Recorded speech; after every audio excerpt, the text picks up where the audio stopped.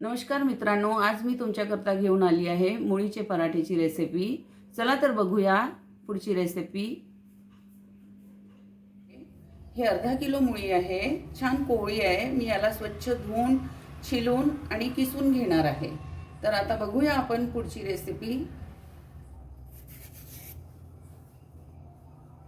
आता मुळ्याला छान असं सोलून घेऊया।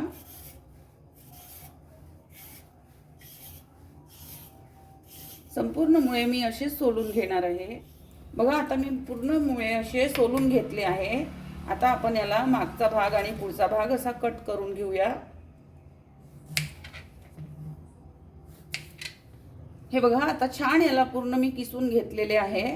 आता मी याला या भांड्यामध्ये काढून घेणार आहे।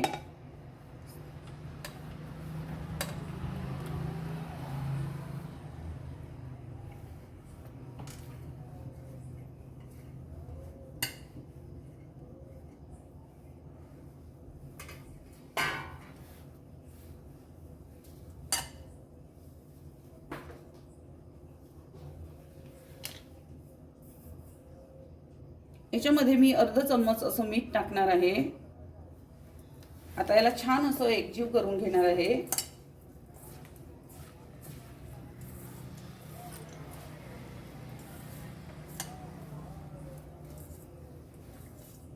आता याला आपण 5 ते 7 मिनिटं असं झाकून ठेवून देऊया, म्हणजे त्यातलं जे एक्स्ट्रा वॉटर असतं, पाणी असतं, ते निघून जातं।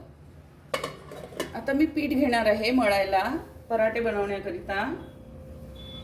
1 वाटी, 2 वाटी, मी 2 वाटी असं पीठ घेतलं आहे। अर्धा चम्मच असं मीठ टाकत आहे।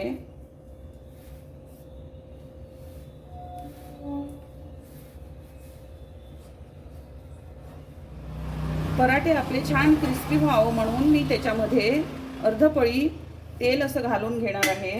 घालून घेतलेलं आता याला छान असं मिळवून घेऊ। आधी तेल, पीठ हे सगळं एकजीव छान करून घेऊ। आता तेल, पीठ, मीठ हे मी छान एकजीव करून घेतलेलं। आता याच्यामध्ये थोडं थोडं पाणी घालून आपण याला मिळवून घेऊ।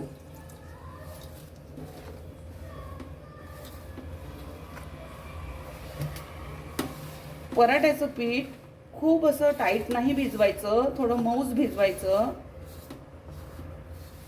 बघा, आता आपलं पीठ छान असं मऊसूत मळून झालेलं आहे। आता याला 10 मिनिटं असं मी रेस्ट देणार आहे। तोपर्यंत आपण मुळ्यातलं पाणी गाळून घेऊया। बघा, ह्या मुळ्यामध्ये किती पाणी सुटलंय। याला मीठ लावून ठेवलेलं होतं ना आपण, तर खूप पाणी सुटलंय याला। आपण हाताने न याच्यातलं पाणी काढता या कॉटनच्या कपड्यावर घालून घेऊया।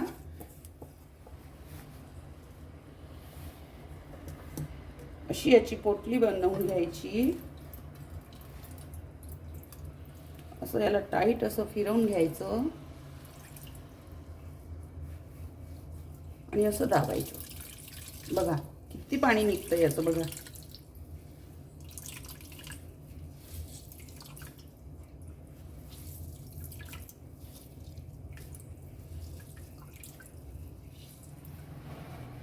हे बघा, यातलं पाणी पूर्ण आपण निथळून घेतलेलं आहे, छान दाबून दाबून। बघा, आपला मुळा किती ड्राय झाला आहे, असा त्याचा छान असा गोळा बनलेला आहे। असं कापडामध्ये याचं पाणी गाळून घेतलं की छान असं पाणी निघतं। हाताने तितकं निघत नाही। हे बघा,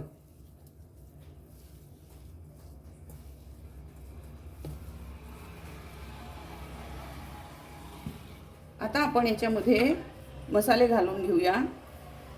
अर्धा चम्मच धने जिरं पूड, थोडी हळद, अर्धा चमचा मीठ।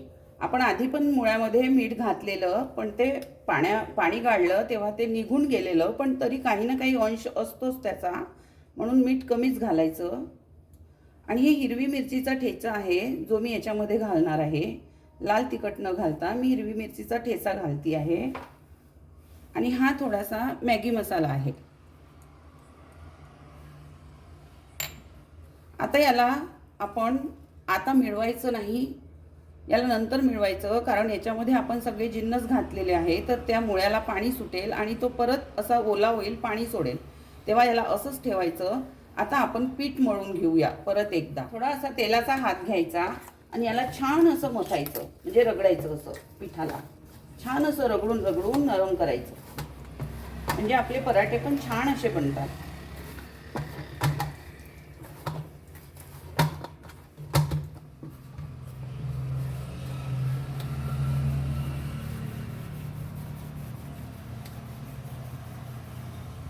छान. आता आपण याचे असे गोळे काढून घेऊ. तुम्हाला ज्या साईजचे पराठे बनवायचे आहेत त्या साईजचे असे गोळे तोडून घ्यायचे.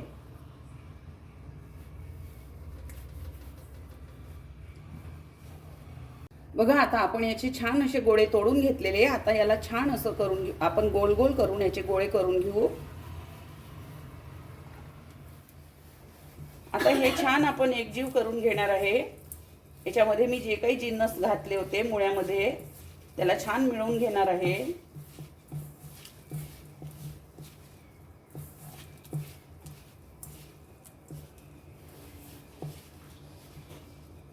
मुळा हा पाचन शक्तीचा प्रतीक आहे. याने पाचन शक्ती खूप छान होतो. मुळा खायला पाहिजे.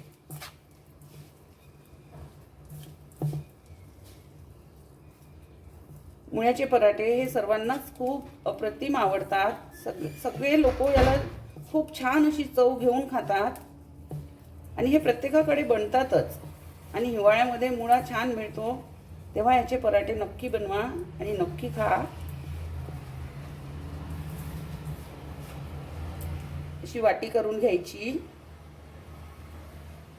त्याच्यामध्ये आता मी हे मुळ्याचं मिश्रण घालणार आहे.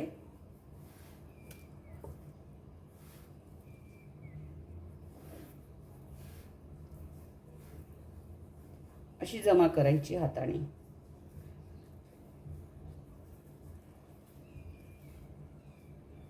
अशी छान अशी वरून याला बंद करायचं. असं दाबून घ्यायचं. परत असा गोळा करायचा.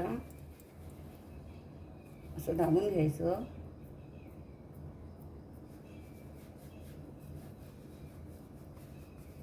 पराठा असा छान असा हलक्या हाताने लाटायचा. बघा ना, आपला पराठा छान लाटून झाला आहे. तावा पण गरम झालेला आहे. हा लोह्याचा तावा आहे. तुम्ही नॉनस्टिकवर पण करू शकता. आता याला आपण पालटून घेऊ. बघा, आता आपला पराठा दोन्हीकडून छान शेकून झालेला. तुम्ही याला तूपही लावू शकता, तेलही लावू शकता आणि बटरही लावू शकता, जे आपल्याकडे अवेलेबल असेल ते. मी याला साजूक तूप लावत आहे.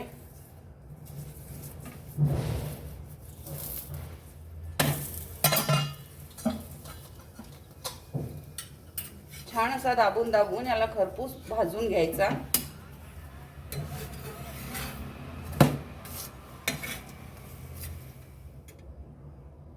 मित्रांनो, तर अशी होती आजची आपली मुली पराठ्याची रेसिपी. तुम्ही पण या पद्धतीने नक्की बनवा आणि मला कमेंट करून सांगा कशी वाटली ते. आणि आपण याला मुळे पराठ्याला दह्यासोबत पण खाऊ शकतो, सॉससोबत पण खाऊ शकतो, लोणच्यासोबत पण खाऊ शकतो. तुम्हाला जे आवडते तसं. खूप टेस्टी लागतात हे. माझ्या चॅनलवर नवीन असाल तर माझ्या चॅनलला सबस्क्राईब करा, लाईक करा, शेअर करा, कमेंट करा. आपलं खूप खूप धन्यवाद.